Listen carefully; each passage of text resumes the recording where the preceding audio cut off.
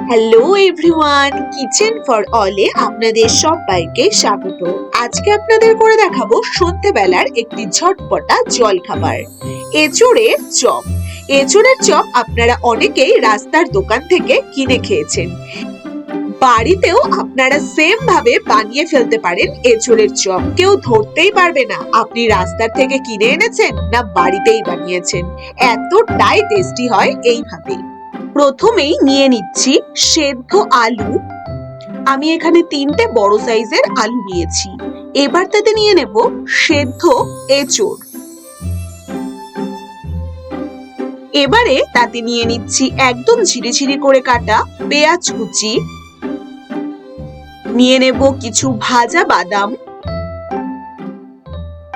নিয়ে নিচ্ছি একদম ঝিরিঝিরি কাঁচা লঙ্কা কুচি, নিয়ে নিতে হবে বড় চামচের 1 চামচ আদা বাটা, 1 চামচ রসুন বাটা।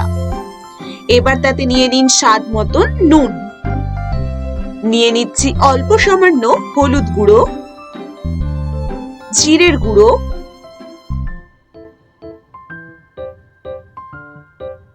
নিয়ে নিচ্ছি চিলি ফ্লেক্স, আর নিয়ে নিতে হবে বেসন বড় চামচ দিয়ে 3 থেকে 4 চামচ মতন। এবার তাতে নিয়ে নিচ্ছি ধনেপাতা কুচি। এবার সবটাকে খুব ভালো করে ডলে ডলে মেখে নিন।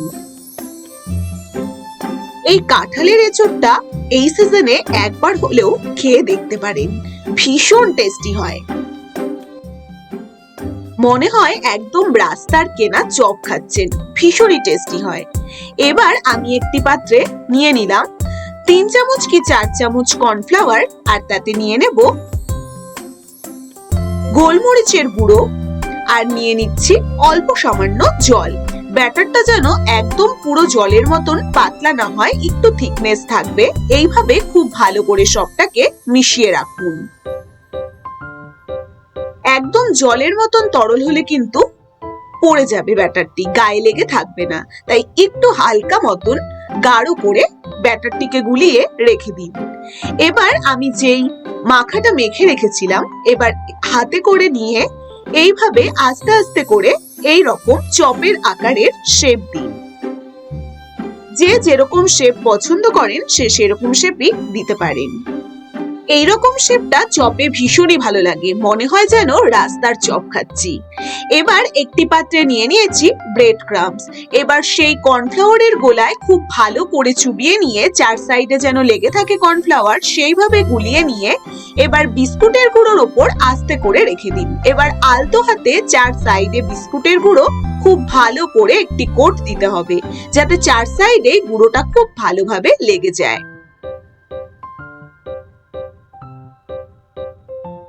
এখানে আপনারা চাইলে ব্রেড ক্রাম্বস বা মুড়ি গুঁড়ো করেও দিতে পারেন। এবার এইভাবে আমি সেম প্রসেসে বাকি সবগুলো তৈরি করে নিলাম। এবার এইভাবে প্রত্যেকটা তৈরি করে 1 ঘন্টা ফ্রিজে ঢুকিয়ে রাখুন। এবার 1 ঘন্টা বাদে তেল খুব ভালো করে গরম করে আস্তে আস্তে প্রত্যেকটি চপ দিয়ে দিন। এই কারণে বললাম 1 ঘন্টা ফ্রিজে রাখতে, তাতে খুব মুড়মুড়ে হয় প্রত্যেকটি চপ। ওপরের যে কোটটা খুব সুন্দর টেস্টি হয়, মুড়মুড়ে হয়। দেখবেন চপের ওপরের দিকটা নেতিয়ে গেলে একদমই ভালো লাগে না, খেয়ে কোনো মজাই আসে না। তাই ওপর দিকটা একটু মুচমুচে করার জন্য সেই চপগুলো তৈরি করে 1 ঘন্টা মতন ফ্রিজে রেখে দিন নর্মাল টেম্পারেচারে। এবার ফ্রিজ থেকে বের করে একে একে চপগুলো তৈরি করে নিন। দেখুন আমি খুব ভালো করে চপগুলো উল্টে পাল্টে দিলাম, আর দুটো সাইডে যখন এরকম গোল্ডেন কালার চলে আসবে, আর মাঝে মাঝেই উল্টে পাল্টে দিতে হবে। একটু 5-7 মিনিট রেখে দিয়ে উল্টে পাল্টে নিলেই একদম তৈরি দোকানের মতন এঁচোড়ের চপ। আপনারা নিশ্চয়ই দোকান থেকে কিনে এঁচোড়ের চপ খেয়েছেন, ঠিক সেই রকমই এঁচোড়ের চপ বাড়িতেই তৈরি করা যায়, ঠিক এই প্রসেসে।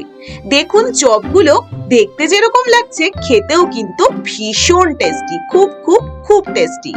রেসিপিটি আপনাদের কেমন লেগেছে অবশ্যই জানাতে ভুলবেন না কিন্তু।